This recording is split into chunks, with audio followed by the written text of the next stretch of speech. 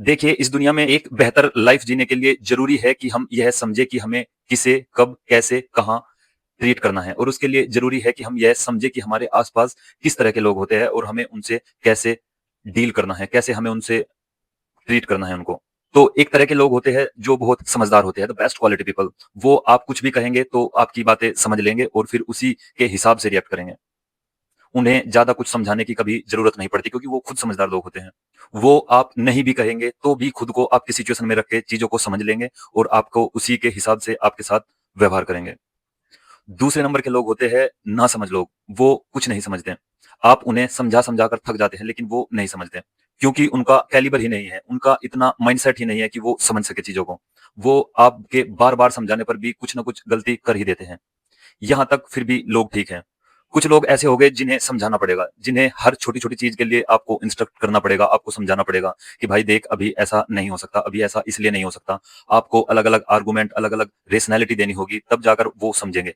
ये भी लोग ठीक हैं कि समझाने से कम समझ जाते हैं, मान जाते हैं। कहीं-कहीं पर जिद करते हैं लेकिन फिर भी थोड़ा मान जाते हैं। तो ये 3 तरह के लोग हैं। और चौथी तरह के लोग होते हैं कि वो कुछ भी समझना ही नहीं चाहते।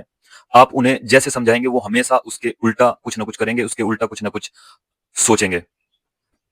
और कभी भी जैसे आपने समझाया है, जैसे आपने बताया है, जैसे आप उन्हें कहना चाहते हैं, वो ऐसे नहीं चलेंगे। वो हमेशा अपने ही हिसाब से चलेंगे। वो समझेंगे कि जैसे वो इस दुनिया के सेंटर में हैं और सारी चीज़ें उनसे ही जुड़ी हुई हैं।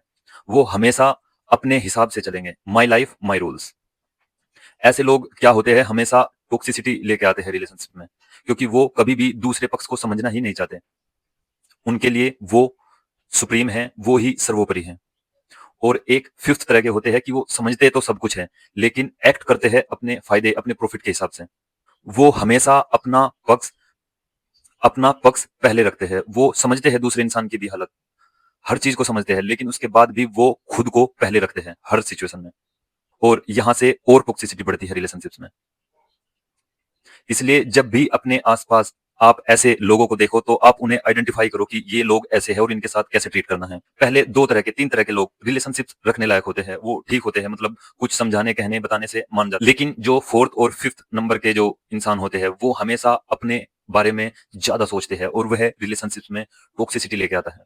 इसलिए जब भी आप बाहर निकले, जब भी आप कम्युनिकेट करें, जब भी आप लोगों से मिले, तो कोशिश करें कि आपको भले ही द बेस्ट क्वालिटी पहले नंबर के लोग जो सब कुछ समझ जाते हैं, आपको भले ही बाहर ऐसे लोग ना मिले, लेकिन आप सभी के साथ ऐसे बिहेव करें कि जैसे आप उनकी बातें समझते हैं और आप उनकी बातों को इंपॉर्टेंस देते हैं।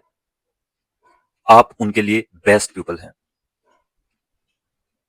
क्योंकि अगर ये शुरुआत आप खुद से करेंगे, आप किसी दूसरे इंसान को एक ऐसा इंसान देंगे जो उसे समझता है, जो उसकी हर बात को कहे बिना कहे